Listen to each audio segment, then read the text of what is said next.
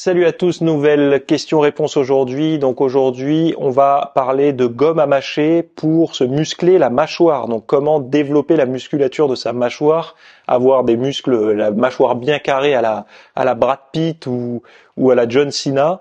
Donc avant de parler de ça, juste pour rappel, ici c'est votre endroit, c'est votre espace. Vous pouvez me poser toutes vos questions, soit en commentaire. Si vous êtes timide, il y a un formulaire anonyme dans la description pour me poser vos questions. Toutes ces vidéos sont réunies dans une playlist appelée la question fit directement sur ma chaîne YouTube, donc abonnez-vous, ça vaut le coup. Elles sortent à 18h tous les jeudis, sans exception ou presque, y compris durant les vacances. Vous avez aussi tous les mardis à 8h du matin un podcast qui s'appelle La Pause Fitness. Donc c'est mon podcast, on en est à peu près à 380 épisodes.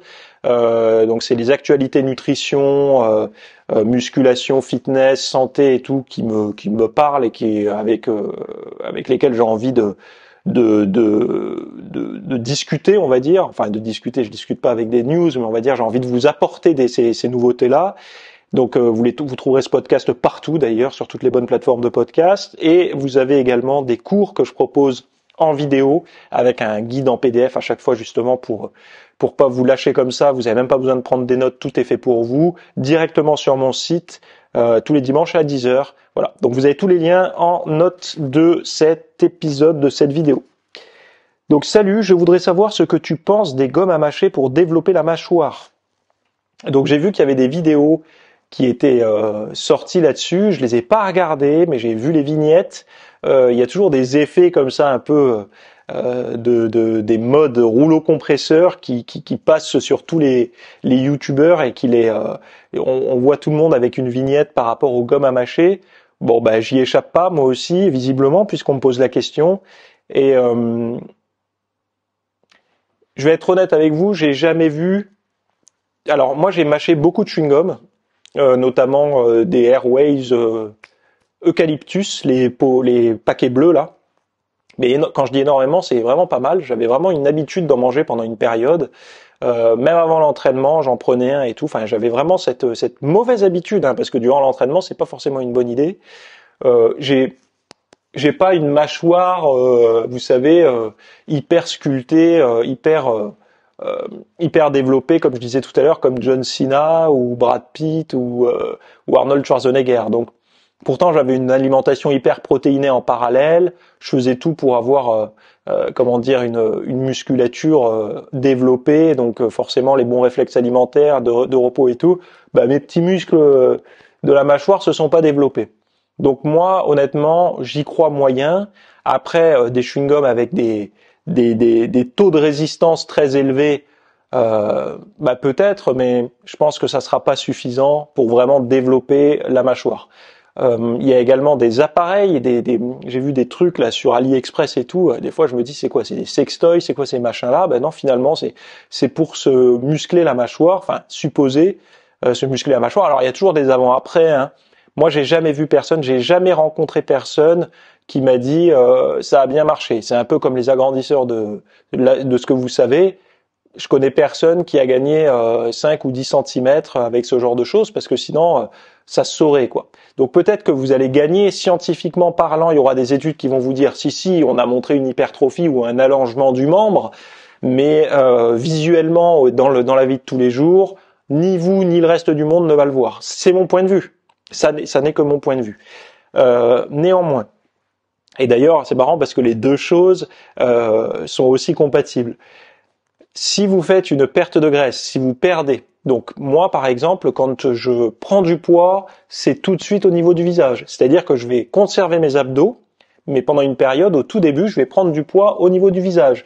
Donc les joues un petit peu plus rondes et tout, quand je cherche un petit peu à me remplir, ou alors parce que je suis dans une période où j'ai besoin de plus de récupération, je veux augmenter un petit peu mon apport calorique. C'est généralement durant les jours les plus froids de l'année, donc on est plus ou moins dans cette période-là, puisqu'on va sortir de là dans un mois, un peu moins d'un mois, ouais. Durant cette période-là, mon alimentation est légèrement plus riche, mes entraînements sont relativement intenses, donc il y a une forme de compensation comme ça, où j'essaye de suivre un peu la nature, d'écouter un peu ce dont mon corps a besoin, comment je me sens au quotidien et tout ça, et donc mon apport calorique augmente un peu. Je vois immédiatement un léger, comment dire, gommage des traits du visage. Et c'est en ça en fait que je vous dis que le taux de gras fonctionne beaucoup plus que de se muscler la mâchoire. Si vous perdez du gras, si vous arrivez à sécher, pour dire les choses un peu plus vulgairement dans le monde de la muscu, vous arriverez vraiment à mieux définir la mâchoire. Donc la mâchoire, pour bien la définir en perdant du gras, c'est quoi? C'est tout simplement sous le menton, la peau qui va avoir tendance à plus se plaquer, donc ça va un peu plus creuser le dessous, et puis au niveau des joues, là, donc les zones les plus, entre guillemets, molles et grasses et arrondies, qui vont se creuser, donc vos pommettes vont ressortir, et également les muscles de la mâchoire, ici, un petit peu rentrés là, et le menton un peu mieux défini. Donc tout ça, ça va vous donner une structure plus, on va dire, plus ciselée. Ça marchera beaucoup mieux que de mâcher du chewing-gum toute la journée. Et puis ça sera beaucoup mieux pour la santé également, parce que vous envoyez des édulcorants, souvent, je sais plus ce que c'est, du malitol, maltol, ou je sais plus quel le nom que ça a, ça me sort à chaque fois, c'est un nom en hall. Pour le microbiote intestinal, c'est pas top. Hein. Donc, et puis ça peut faire gazer à mort. Et c'est pourquoi je fais un parallèle avec justement l'allongement du membre masculin, c'est parce que le régime pour perdre du poids, ça marche aussi pour ça. C'est-à-dire que souvent les hommes, ils ont tendance à stocker du gras dans le ventre et également sur le bas-ventre. Et je me rappelle parce que j'avais une connaissance, je citerai pas son nom parce que bon, mais bon, ça fait longtemps que je l'ai pas vu et on rigolait bien sur ça à l'époque. Mais il me racontait que quand il avait fait son régime, le truc qu'il avait le plus marqué, c'était pas les trous de ceinture en moins, c'était la perception qu'il avait d'avoir son membre qui avait allongé, parce que tout simplement le taux de gras sur le bas-ventre qui baisse fait que il y a de la matière en plus qui sort, quoi, si je peux m'exprimer comme ça. Et donc il y a une forme, un léger allongement, en tout cas une petite augmentation de la taille qui peut être visible, quoi. Alors évidemment, si vous êtes déjà mince et que vous voulez faire une petite sèche, vous n'allez pas gagner 3 cm. Mais bon, si vous êtes en surpoids, vous gagnerez à la fois ici et à la fois dans le slip, ce qui peut être intéressant quand on a ce genre d'objectif. Donc, pour répondre à ta question, au lieu de chercher à te muscler la mâchoire, essaye de savoir pourquoi elle n'est pas définie. Alors peut-être que tu as une structure de visage qui fait que tu as une mâchoire complètement, comment dire, douce, adoucie, tu as des lignes très douces et pas du tout angulaires.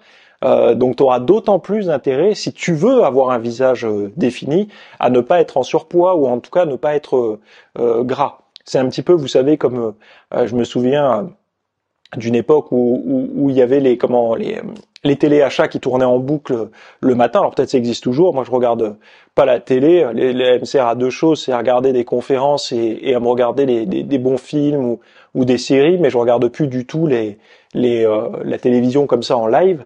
Et il y avait ce genre de téléachat et on voyait toujours des personnes en fort surpoids avec un bide énorme, et puis elle faisait un exercice d'abdos sur une machine magique et elle perdait tout le bide, et en même temps, en faisant que des abdos, elle prenait des pecs, des bras, des épaules, c'était génial, du dos et des cuisses même.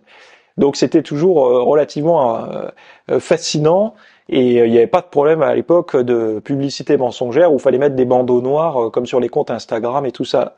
Mais bon, bref, c'était la bonne époque peut-être.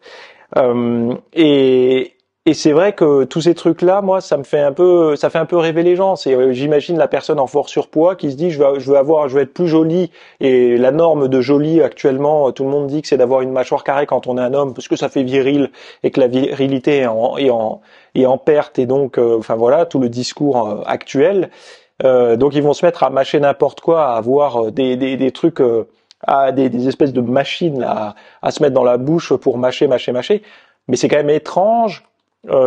Si la quête de virilité, c'est de se retrouver à mâcher un chewing-gum pour devenir viril, je sais pas qu'en penserait. Enfin, imaginez quand même votre grand-père ou votre arrière-grand-père qui vous verrait mâcher comme ça, il vous dirait qu'est-ce que tu fais, mon petit-fils, et il vous dit j'essaye de muscler la mâchoire pour qu'elle fasse plus carrée. Et pourquoi? Ça fait viril. Je pense qu'il rouvrirait son journal, il s'allumerait la pipe et il se dirait vite que je parte, quoi. Dans quel monde on vit? C'est un peu comme ça que je vois les choses, malheureusement. Donc laisse faire la nature. La nature t'a donné une mâchoire avec la forme qu'elle a, et à la limite vire ce qui sert à rien, c'est-à-dire le gras, quoi. Et donc du coup, tu auras la meilleure version de ton visage dans le miroir, et puis voilà, quoi. Et toutes ces normes là, un peu basées sur en fait, c'est une forme de maquillage, moi j'ai envie de dire. On essaye de se construire un peu comme la barbe, vous savez, la barbe. Euh, Plus il y a de barbe, ça change totalement le visage. Moi, vous voyez, elle est plus courte là, j'ai un visage plus rond. Quand elle est plus longue, ça fait plus sévère.